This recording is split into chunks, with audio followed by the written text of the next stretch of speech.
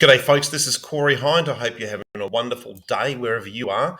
Now this is a really important video to shoot because as time goes on, managing your online presence, Google reviews, testimonials is becoming more and more important. Literally 5 minutes before I shot this video, I had a client reach out about a tricky Google review, how to manage that, best practice, what we should do, because we know that people absolutely believe Google reviews and look at them quite a lot when they're making a purchasing decision. The Google review process is pretty tight, therefore people trust it. So if somebody leaves a bad review because they're disgruntled, it's not easy to get rid of that, if not impossible to get rid of that. So people do believe these. When they're making a purchasing decision and they Google something and up the top is the Google My Business map pack results, they look at the reviews and they will click on that to dive in and see, and they'll actually look for the bad reviews to see, okay, what's going on with this business. And they'll also look to understand how you handle as a business owner these situations. So this video is about bad and or fake reviews. Okay, and we know that this is important because Google My Business has really exploded in the last year as a way to get business for local business. I was talking to another SEO professional yesterday from Canada, and we were reflecting on how much it's changed and how important Google My Business is. And it's outstripping what people are getting through their own website. So it's a huge thing. So we need to know as much as we can about Google reviews and how to manage them.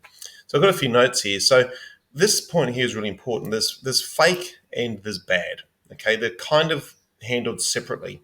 Okay, I'm going to look at fake first. Now, with a fake review, don't reply straight away, because when you reply to a review, that kind of says to Google, gives them a signal that you're kind of accepting that review and they're going to let that sit there on the platform. So that's step one. Don't reply straight away. Before we go too deep into what to do once they're there, I want to talk about how you can be proactive and use this platform to help drive business referrals, upsells, etc.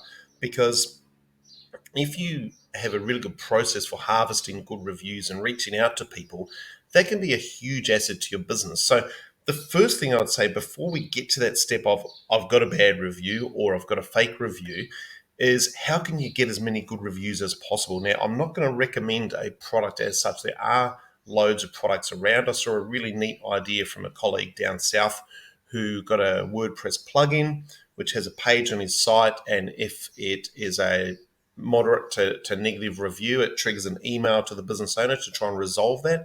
If it's a positive review, it goes straight to Google My Business. So that sort of thing can work very effectively. The main thing is you are reaching out to people in the format of the email that I script for my clients literally says, after a month or so, how's it going?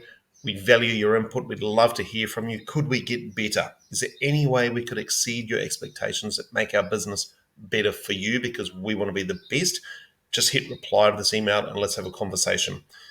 By the way, if you're really happy with things, here is our Google review link. We'd love a great review. That would be lovely. By the way, here's a voucher or something so that you can get them to maybe purchase from you again. That email works for my clients really well. It can even generate referral business. So this point here is about, hey, this is a really serious part of your business. You need to get feedback from people. You need to understand the gaps in your business that you can improve. You need to hear from your customers how you can make your business great. And then also harvest as many good reviews as possible so that if you do get the odd bad one, and if your average score is, say, 3.8 out of 5 on Google reviews, that's not very good. People probably won't pick your business if they find you on the map packs. However, if it's 4.8, that is very good. And 5.0 is awesome. Sometimes people don't actually trust 5.0. So if you get the odd bad one, but you've got lots of good reviews, that's a good thing. Usually when I'm managing a Google My Business account for a client, which is what I do exclusively, we are looking for reviews all the time because we want to get good reviews and volume of reviews as well so that people start to look really impressive on Google My Business. We get them in that map pack and then they've got lots of reviews and that generates phone calls. So think about how you can do that better for your business, because I believe that's really the key is reach out to people, build your business, talk to them and get good reviews. Okay. I even get my customers to delete most of the stuff from their signature blocker in their email and pop the Google review link there as well, because you email people all the time. Now, Let's say you've got a fake review. Now, this example here is not a fake review, it's a bad review. But let's say you've had a fake review. It's absolutely not a customer you've ever heard of. Maybe it's some crazy message from somebody with a religious belief that you don't believe in, or they're trying to hit you with some scammy type of thing from another country. You can use this process. We've seen it work, and we've heard about this process from a Google employee as a little bit of a try this thing. Okay. So what you do, you go to the review using another email address. So don't use your Google platform. You might log in with another Gmail account or a friend's account, or get a family member to do it. Point one, click on the three dots over here, which will then give you this box, which is report review. Okay, so that's step one. Step two, click there, and then you'll get this box. Now, we've heard of this working, we've seen it work as well. So if Google gets multiple messages from different email addresses, okay, different email addresses is the key. So it's got to be friends, family, your other email addresses, whatever. This one here seems to be the best one. So if you tick that, offensive or sexually explicit. So offensive, that one there seems to trigger Google to either manually review it, or they might even have, we're not sure about this, they might even have a number. If you hit 10 reports in a 2-week phase, something, it seems to be around that level, that seems to be the number that triggers it to be removed, and then they might manually review it to see if it was real, which it won't be. So that's if it's a fake review. Okay, the fake ones, people are reasonably successful getting fake ones removed. So we do recommend using that system. If you go down to your own platform, when you're logged in yourself as the owner of the business, and you flag it as inappropriate, I don't think that ever works. I've never seen it work myself. It's there. Google doesn't put things in place for no reason. However, we haven't seen that work. We've had far more success with people doing this one. Okay, so get friends or family members or people in your business to, because at the end of the day, it's a fake review. Okay, if it's a fake review, it should be removed. That's the bottom line. So we're trying to use as many methods around this. You can try getting in touch with your Google Ads rep. Sometimes a Google Ads rep will be able to get in there and work with the Google My Business review team to get that removed for you as well, if you can clearly show that that's fake. Okay, try this first. Click there, and get multiple email addresses there.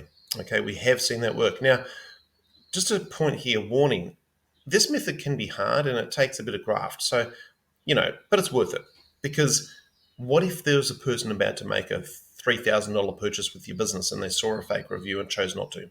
Okay, so I think it's worth doing.